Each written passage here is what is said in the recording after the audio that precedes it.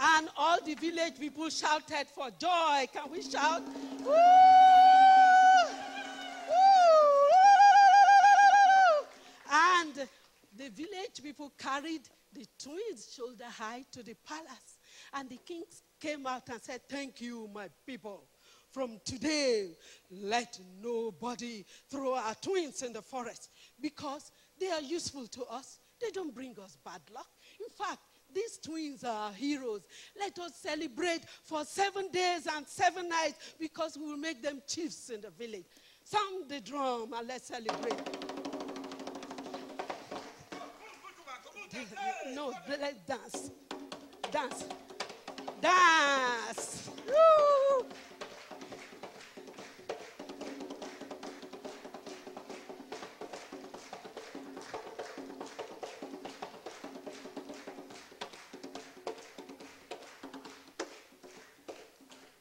Thank you.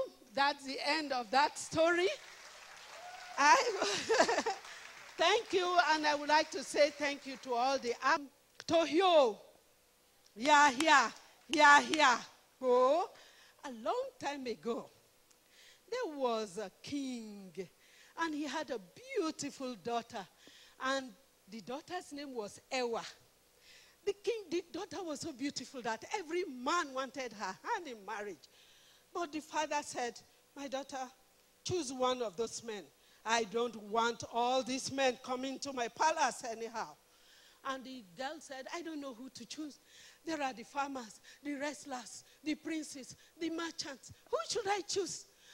And the father said, wait. He retreated to his thinking house. And he thought and said, yes, my daughter, you know how I love to listen to stories. Whoever can tell me a story that will last for 7 days and 7 nights will have your hand in marriage. Oh, in those days, people didn't disobey their parents. So she agreed readily. And then the father sent the royal drummer to call all the young men to his palace.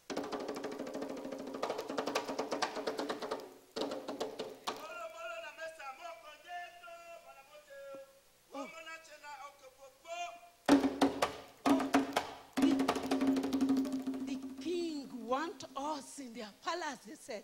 They came and the king told them the story. Whoever can entertain me with a story that will last for 7 days and 7 nights will marry my daughter. Oh, they said, that's just a piece of banana. Who cannot tell stories? And the king gave them a date. And on the 7th day, they came. And one by one, first the princes, then the merchants, then the wrestlers, then the singers, but nobody could tell a story that lasted even up to half a day. In fact, they had to beg the king not to send them to jail for wasting his time.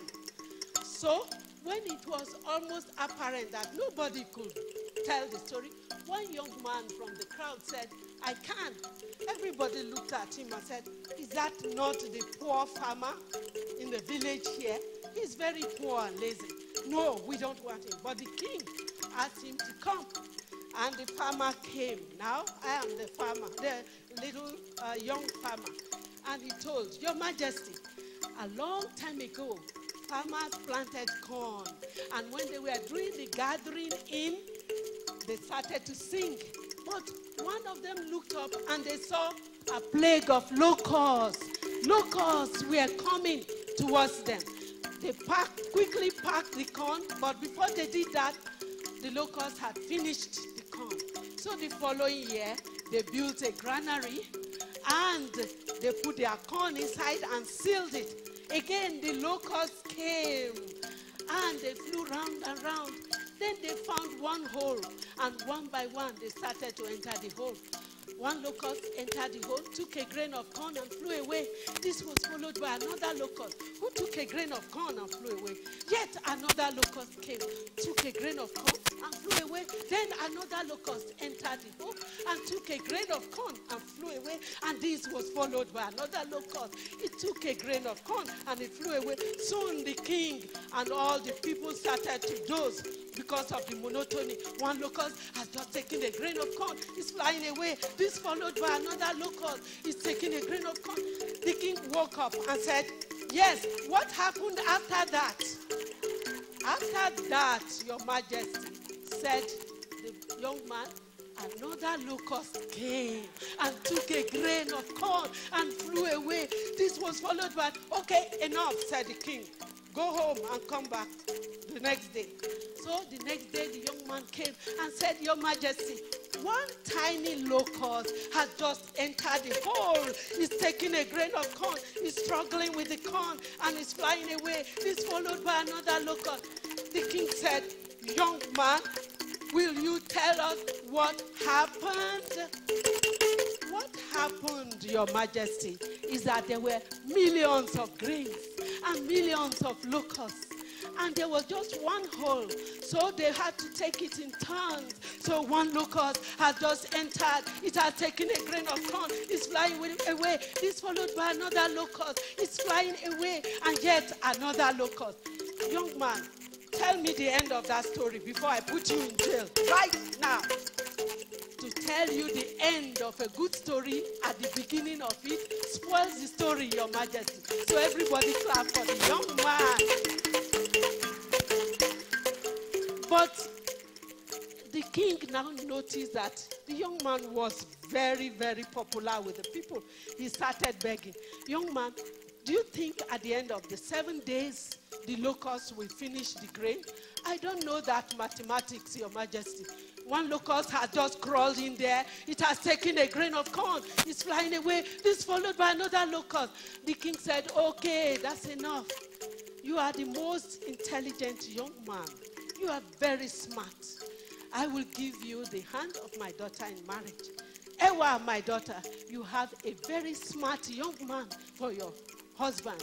And I'm going to celebrate the wedding of my beautiful daughter to this very smart young man. Sound the royal drums and let us celebrate.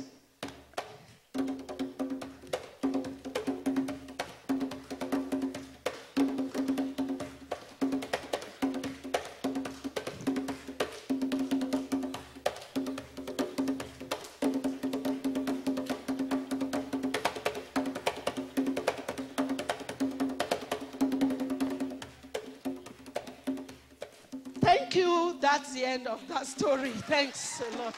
Okay. Thank you very much. Thank you very much. Okay. Thank you. Thank you.